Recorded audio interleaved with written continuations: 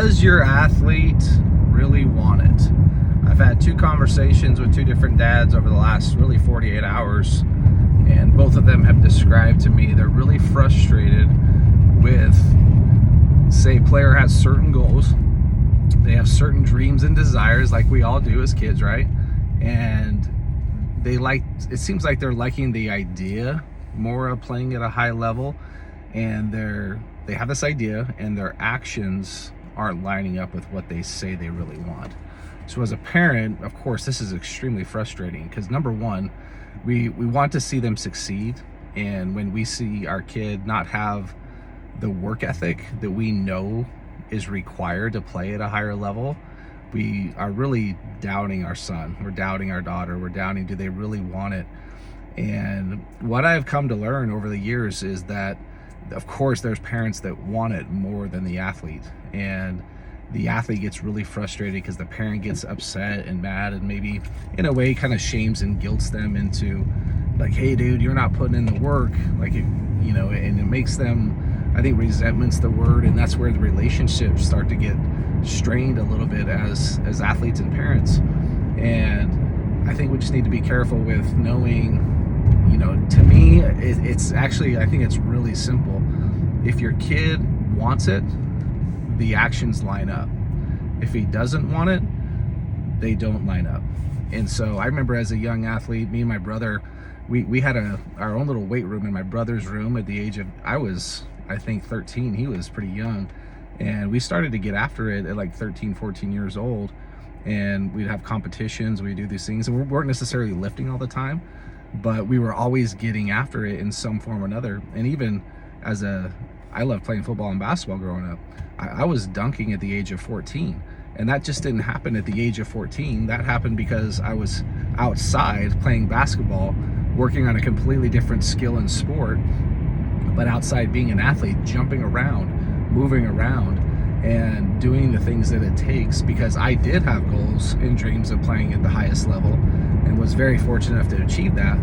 But I could say that my actions lined up with what I said I was going to do. And my parents never told me once, hey, get your butt out there and go.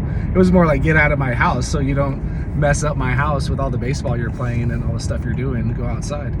So it's frustrating, I know, as a parent, and we want it, and we're spending money on lessons. And I had a family and a parent that we've done a few lessons together, and they're upset because the athlete's only getting one at bat in the game and they're hitting way down in the order, and they have these expectations and want these certain results after just a couple of lessons. And I'm like, it doesn't work that way, right? You can do 10 lessons and still go, oh, for whatever. I was like, but there has to be a process. If you can't just go to a lesson once a week and then not do anything at home or not do anything to work on your game and then think it's just going to show up in a game. So we have to curb our expectations a little bit, I think, as parents. If the kid's not putting in the work, he's kind of telling you, yeah, I like the idea of playing at the big leagues, playing at this high level, but even playing in high school, I think, is a high level. But the actions aren't lining up. And it's maybe the kid is just flat out lazy. Maybe that's the truth.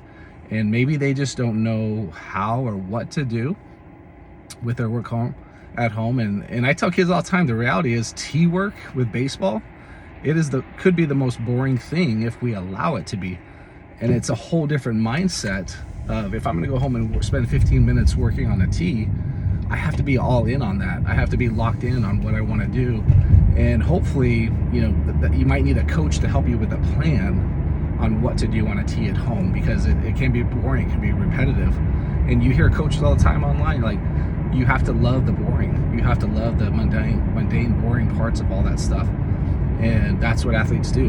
And they typically do it alone, right? It's going to be a lonely thing, meaning the work has to be put in when no one else is watching, right? So give some grace to your kids. Hopefully, if any kids listen to this, give some grace to your parents, because they love you and they want you to do what they think is right, and they sometimes need to push you, and sometimes you resist. And so it's kind of a whole back and forth thing, and it gets a little frustrating.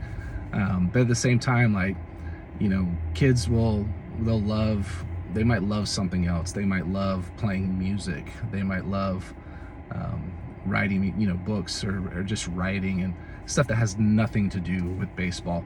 And so you might already know what their passion is, and they say they, again, like the idea of playing at baseball at a high level, and they like being with their friends. And I think typically that all kind of gets filtered out roughly around freshman year. So JV, high school, freshman, high school, sophomore year, all that stuff.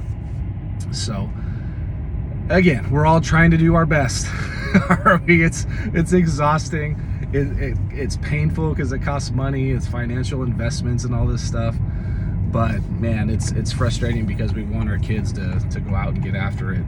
And when maybe their work ethic doesn't line up with ours, we kind of just want to shake them, right? We just want to shake them around a little bit, like let's go, dude. Let's figure this out. And that's the hard part, is we tend to want it more than they do. So just be aware of that. Be aware of what your thoughts are around it. And my best to you. Good luck.